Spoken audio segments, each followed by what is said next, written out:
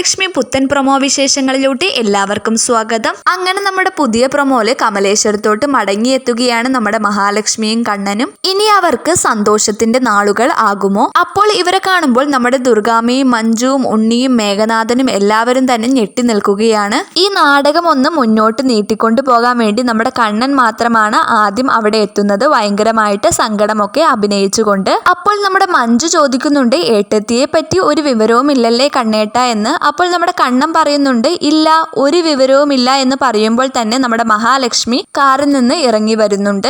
അപ്പോൾ ഇവര് ദൈവമേ ഇവള് പിന്നെയും വന്നോ എന്ന രീതിയിൽ തലയിൽ കൈയും വെച്ച് നിൽക്കുന്നുണ്ട്. അതിനുശേഷം നമ്മുടെ മേഘനാഥൻ ഭയങ്കര കളിപ്പിലാണ്. മേഘനാഥൻ അച്ഛൻ വാമദേവനോട് പറയുന്നുണ്ട്, ഇനി ഞാൻ വൈകിപ്പിക്കാൻ പോകുന്നില്ല, ഇവരിൽ ആരെങ്കിലും ഒരാളെ ഞാനായിരിക്കും തീർക്കാൻ പോകുന്നത്. ഞാൻ അതിനുള്ള സമയവും തീയതിയും എല്ലാം കുറിച്ചിട്ടു, ഇനി ആർക്കും ഒരു രക്ഷയുമില്ല എന്ന് പറഞ്ഞുകൊണ്ടാണ് നമ്മുടെ പ്രൊമോ അവസാനിക്കുന്നത്.